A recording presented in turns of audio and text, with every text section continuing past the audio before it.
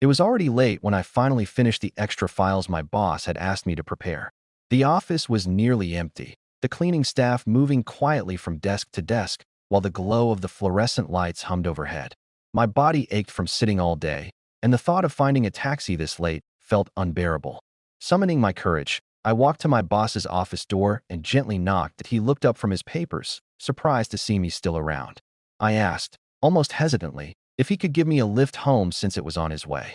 He smiled in that calm, authoritative manner of his, and without hesitation said yes. I felt a mix of relief and nervousness. Sitting beside him in his car, the city lights passing in flashes across the windows, silence filled the space between us.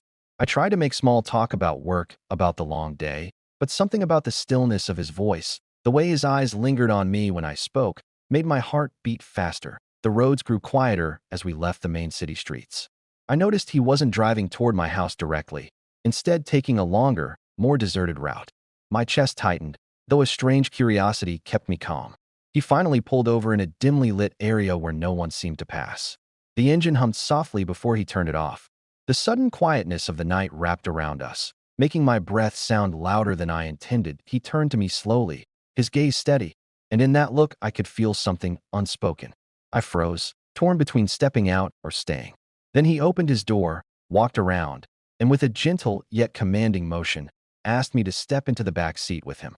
My hands shook as I unbuckled the seatbelt. Every nerve in my body screamed about the wrongness of the moment, yet my feet still followed. Inside the back seat, the air felt warmer, heavier, as though the space itself carried a secret. He sat close, so close that I could feel the heat of his body before he even touched me. The nearness was intoxicating, terrifying.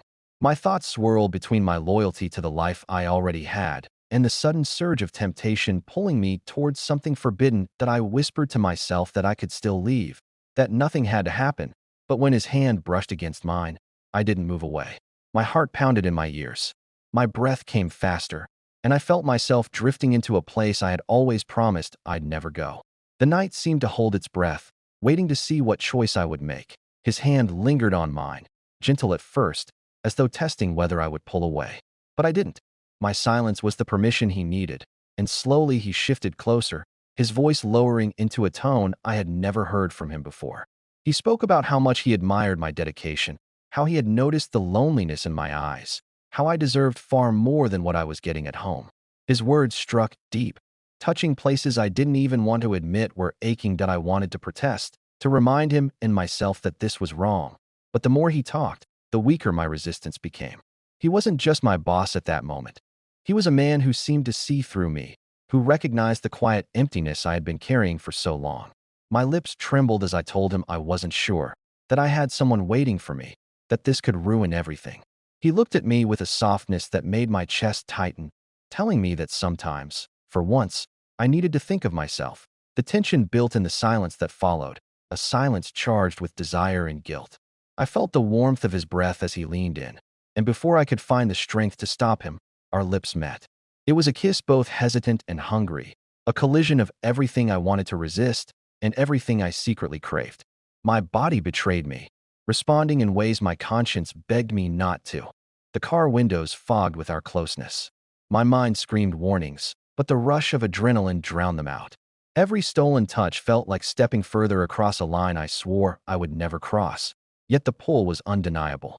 In his arms, I felt a strange mixture of safety and danger, as though I was teetering on the edge of something that could shatter my life, but also make me feel alive again. When it was over, the silence returned, heavier than before. I sat back against the seat, my chest rising and falling rapidly, shame and satisfaction tangling inside me. He didn't say much, just reached for my hand again, as if sealing a secret pact between us. My thoughts were a storm. What had I done? How could I explain this to myself? How could I ever look into the eyes of the one waiting at home? The car eventually started again, carrying us forward into the night, but nothing about that ride felt the same as before. I knew I had crossed a boundary that could never be undone. The next morning, I woke with a heaviness that clung to me like a shadow.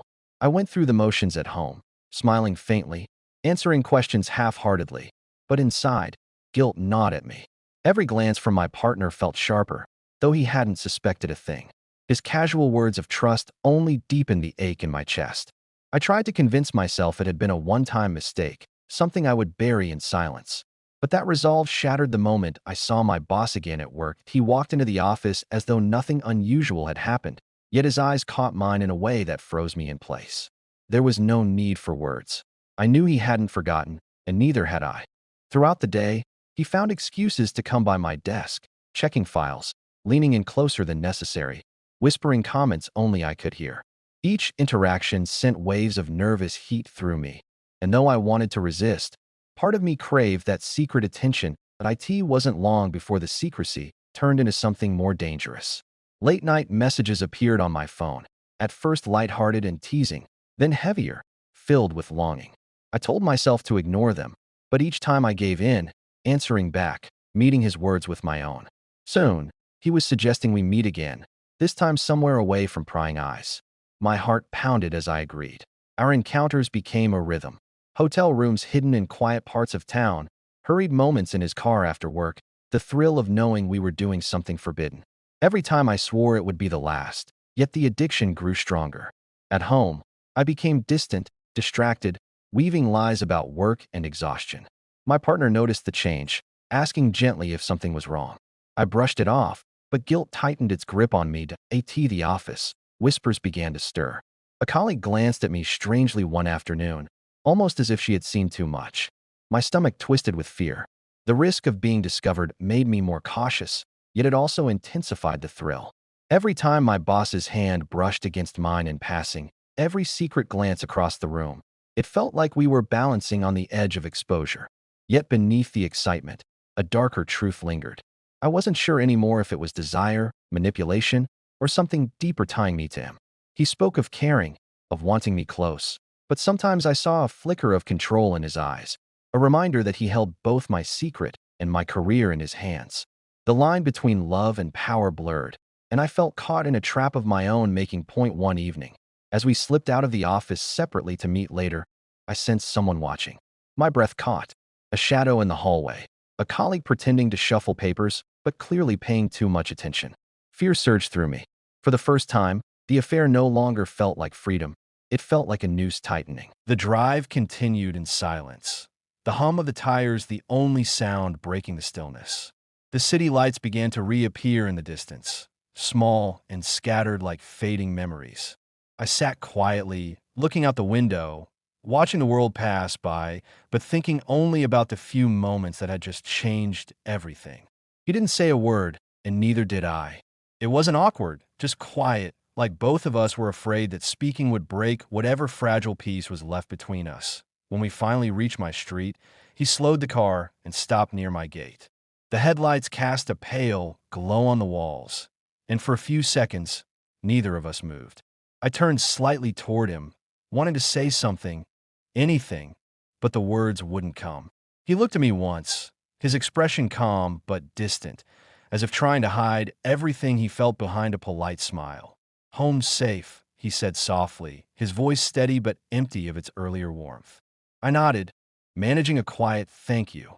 My hand was already on the door handle, but I couldn't bring myself to open it. It wasn't that I didn't want to leave. It was that leaving felt like erasing something that had just begun to exist. After a few seconds, I forced myself to step out. The cold air hit my face, and I closed the door gently behind me. He waited until I walked through the gate before driving off. I stood there for a moment, watching the taillights fade into the night until they disappeared completely. The street felt emptier than before, and so did I. I went inside quietly, the house dark except for the faint glow of a lamp in the hallway. I walked to my room, sat on the edge of my bed, and stared at the floor. Everything that had happened played in my mind again. The drive, the silence, the look in his eyes. None of it was spoken aloud, yet it felt louder than any confession. The next morning, I tried to act normal. My brother mentioned casually that his friend had gotten home late, and my heart skipped a beat. I didn't ask how he knew or what time it was. I just nodded and tried to look uninterested. The day passed slowly, every small sound and word reminding me of the night before.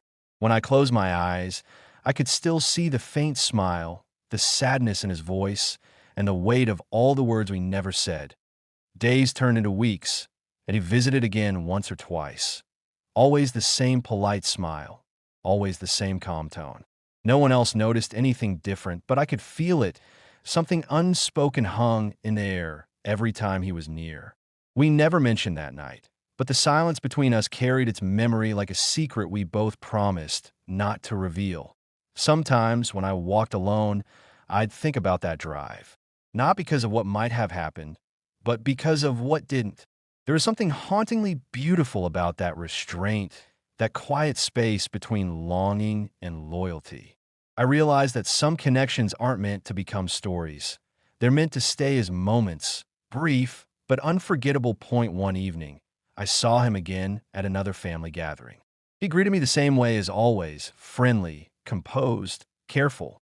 But when our eyes met for just a second, it felt like the road, the silence, and that stopped car still existed somewhere between us.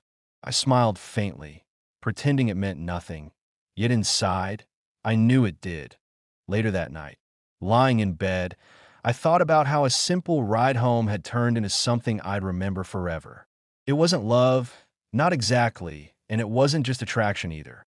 It was something in between, a quiet ache, a secret that belonged only to that night. And as I drifted off to sleep, one thought stayed with me. Some silences speak louder than words, and some journeys never truly end.